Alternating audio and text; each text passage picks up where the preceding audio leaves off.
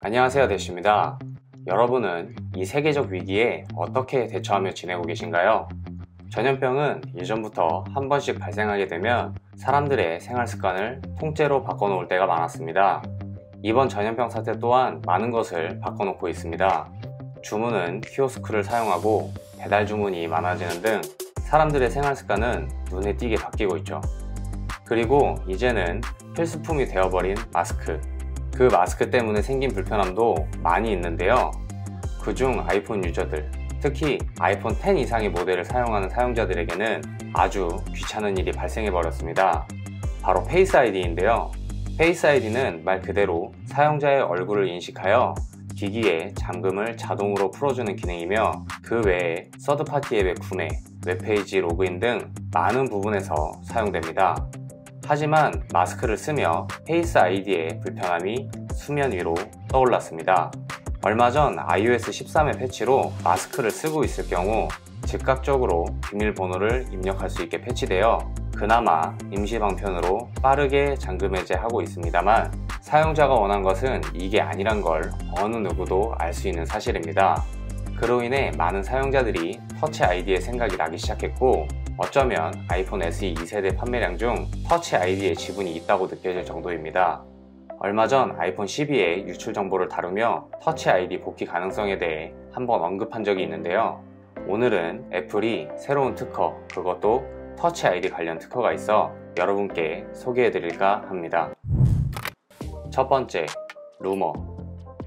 앞서 말씀드렸듯이 애플 정보 분석가 민치고에 따르면 2021년 모델에는 전부 터치 아이디를 사용할 것으로 보이며, 2020년 새로 나올 아이폰은 총 4가지 모델로 나올 것이 예상되는데, 그중 프로 라인 2가지 모델의 채택 가능성이 커 보입니다. 방식은 디스플레이 내부의 터치 아이디 탑재 방식이며, 대만 터치스크린 제조업체 GIS와 협의 중이라고 합니다. 이미 타사 제품에는 적용되어 있는 디스플레이 내부의 지문인식 시스템, 과연 애플에선 얼마나 좋은 완성도로 출시하기 위해 이렇게 뜸을 들일까요? 두 번째, 기술. 애플은 이미 기술적으로 광학 방식의 지문 판독 기술을 완성했다고 합니다.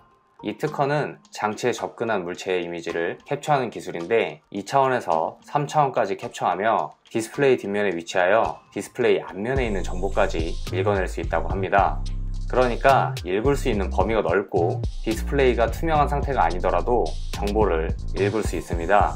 그리고 특허가 하나 더 있는데, 2번의 스캔으로 각각 다른 온도를 체크해 고정된 신호를 만드는데, 그로 인해 더 정확한 인식을 보여줄 것으로 보입니다. 그리고 이전으로 돌아가서 퀄컴의 3D 소닉 맥스 지문인식 센서가 작년 12월에 출시되었는데, 이 센서가 출시되자마자 퀄컴 측에서 이 센서에 관심을 가지고 있는 스마트폰 제조회사가 있다, 하지만 어느 곳인지 밝힐 수 없다고 했고, 내년 발표회에 나올 것으로 예상된다고 했습니다. 아직 디스플레이 내부에 지문인식 기능이 없는 플래그십 스마트폰은 어떤 게 떠오르시나요?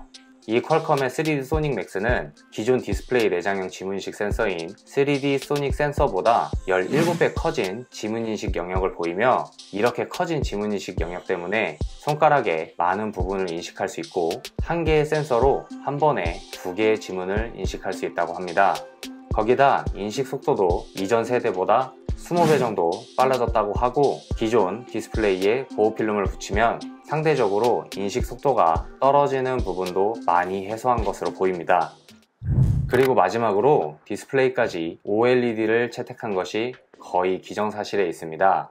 이와 같은 사실을 알게 해주는 기사가 있는데, 중국 BOE에서 아이폰 12용 OLED 패널을 일부 공급하기로 했지만, 얼마 전 BOE의 패널이 애플의 기준치를 통과하지 못하였기 때문에 아이폰 12는 LG의 OLED 패널을 전부 사용할 것으로 보인다고 합니다. 이 기사는 단순 BOE의 OLED를 애플에서 사용하지 않는다는 내용뿐만 아니라 애플이 OLED를 쓰기로 확정되었다는 이야기가 되는데, OLED의 사용이 디스플레이 내부 지문인식 센서와 무슨 상관이 있냐 싶으실 겁니다. 일단 OLED와 LCD의 구조적 차이를 설명해야 하고, LCD에서는 디스플레이 내부에 지문인식 센서를 넣는 것이 어렵다는 것을 설명해야 하는데, 이런 거 어려우니까 다 넘어가고 간단하게 OLED가 LCD보다 얇습니다.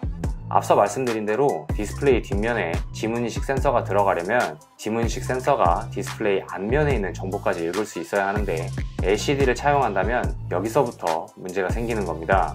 거기다 일반 사용자들은 화면에 보호 필름까지 붙이니 제조사 입장에서는 더 얇은 패널을 사용할 수밖에 없는 것입니다. 여러가지 정화를 봤을 때 아이폰 12에서 디스플레이 내부에 지문인식 센서를 탑재할 가능성이 높아 보입니다. 저는 개인적으로 페이 시스템이나 통화 녹음도 아쉽지만 지문인식 센서가 제일 필요했는데 차기 아이폰에 터치 아이디가 탑재된다면 정말 유용하게 사용할 것 같습니다. 거기다 지금 같은 시기에 애플에서도 터치 아이디를 탑재하는 것이 결코 나쁜 마케팅은 아니라고 생각됩니다. 여러분은 어떻게 생각하시나요? 의견이 있으시면 재밌는 댓글 남겨주세요. 저희는 앞으로도 이런 IT 정보를 알기 쉽게 정리해서 업로드 하도록 하겠습니다. 그러니까 구독과 좋아요로 저희에게 힘을 주세요. 감사합니다. 대시였습니다.